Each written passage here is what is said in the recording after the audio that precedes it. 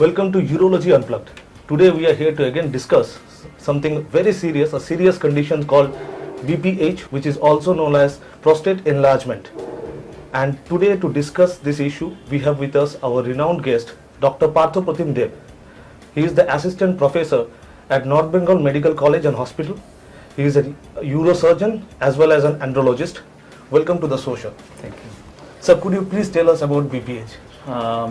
BPH is a very important condition from urologist perspective, and it is a very common condition, especially in the elderly male.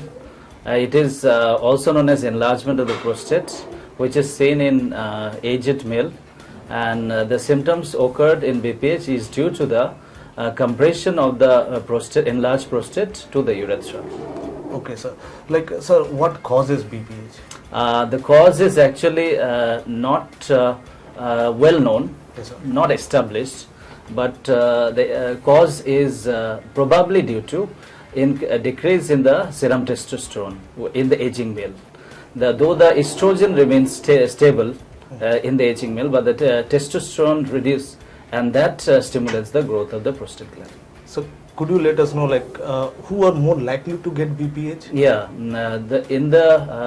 most of the studies are saying more than 50% occurrence in the above 60 years age group, and above 85 years age group nearly 90%. So as the age increases, the problem of BPH also, the rate of occurring in patients also increases. Okay.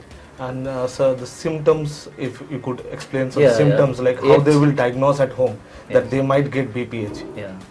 Actually, most of the patients coming to us with bothersome symptoms that impacts their day-to-day life, and these symptoms starts from the nocturia, like nocturnal frequency and disturbance of their sleep in the aging male, and there is also decrease in the speed of flow of urine, and sometimes the patient also complains of incomplete evacuation of urine, and along with that there may be urgency, urge incontinence, urgency to void, and this also gets a social impact to the patients. Okay. And sir, could you let us know what are the diagnostic tests that are available? Suppose if a patient feels like that person is getting BPH, is it he can diagnose himself, or what are the availabilities in the market? Actually, the patient with lower urinary tract symptoms, the symptoms which I have mentioned just now, if the patient having these symptoms, they should go to a healthcare provider or urologist if they are directly accessible. So these symptoms, first the urologist will will consider certain investigations. First is history, that we have to elaborate the symptoms which are present, and according to with history we'll be able to evaluate the symptom score. Okay. That is depends upon the how severe is the symptom, and we categorize them as mild, moderate and severe, and accordingly we treat. This is the history part. Next is examination. In examination we have to do rectal examination to assess whether any other pathologies there, prostate cancer, we have to rule out. Okay. And is there any neurological element is there, we have to rule out. So this is all about history and physical. Next is investigation. First investigation is the urine analysis, because prostate do present with hematuria, so presence of blood in the urine or infection in the urine, that is presence of plenty of pus cells in the urine, we have to see. Next is we have to assess for the PSA. So PSA, serum PSA, to rule out any malignancy, and also other tests like ultrasound of the abdomen to know the size of the prostate, any presence of post-void residual urine, that is the amount of urine remaining after passing after voiding. And also some cases urodynamic study if we are suspecting some other pathology along with BPH. Okay. Yeah. Sir, how does this affect a man's life? If they get this disease, how does it affect afterwards? This has an immense effect in a aging male, especially they with presence of nocturia, there is incidences of disturbance in the sleep, or patient after the disturbance of the sleep, patient goes to void, and sometimes they fall also. So there is chances of fracture following fall, and these are problems. And also it has got patient also develops social phobia, while going traveling in the bus. They also, if there is urgency or if there is frequency, they don't want to travel in the bus, or they don't want to go to parties where the urinal is not accessible. Okay. These are the impact. Okay. And sir, what are the treatments that are available? Yeah. First is we, as I have already told, categorization of the depending upon the symptom of the patient.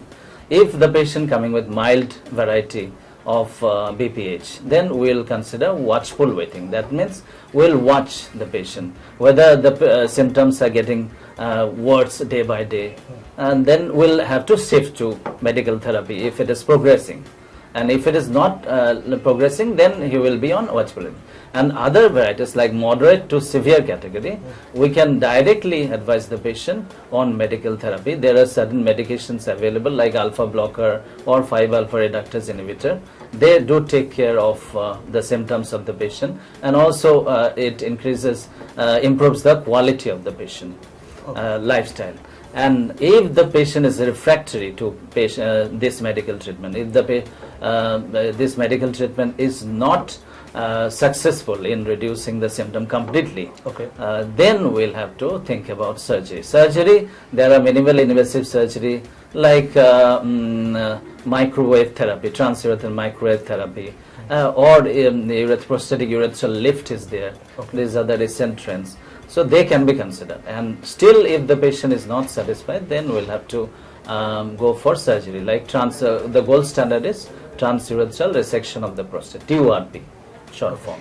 So is the surgeries that are there, is it any way threatening to the patient, sir?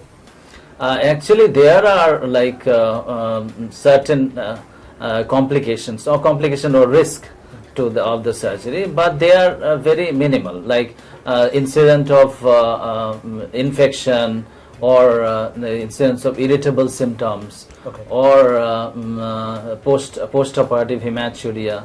This can be tackled with medications or subsequent maneuvers. And the sexual problems patient do suffer following surgery, but patient are they can adjust themselves following surgery. They are not unhappy with that. Okay, sir. And sir, last question for you. What are the preventions or the cautions that the patient can take to not get BPH in future?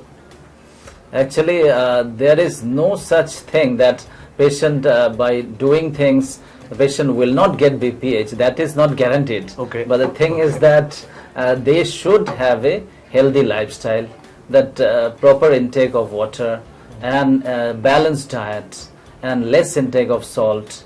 And less intake of fatty food, and the lifestyle changes like alcohol reduction, and also other addiction like smoking, cigarettes, or this has to be reduced, and also caffeine intake has to be reduced.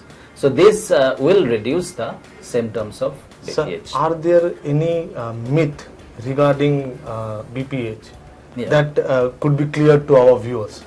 There are certain myths are there that all the patients, some patients think that all the patients should undergo surgery. That is a myth. That can be treated by medical treatment also. There are some drugs available, variety of alpha blockers, 5-alpha reductase inhibitors available, which can treat the patient along with lifestyle changes. And also there are myths that once the patient takes 1 month or 2 months or 3 months of therapy, patient will absolutely okay with that. This is also a myth. Patient has to take the therapy as the patient prostate has become aged. That means there is degenerative changes in the prostate. So the patient has to take the therapy almost rest of the life. to control their symptoms. Okay, that's all viewers for today. I would like to take this opportunity to thank Dr. Dev for sharing with us all these important matters about BPH, and thank you for your time, sir. It's my pleasure. And viewers, stay tuned with our other episodes that where we will discuss all the important urological health matters, and it will benefit you all. Thank you for watching.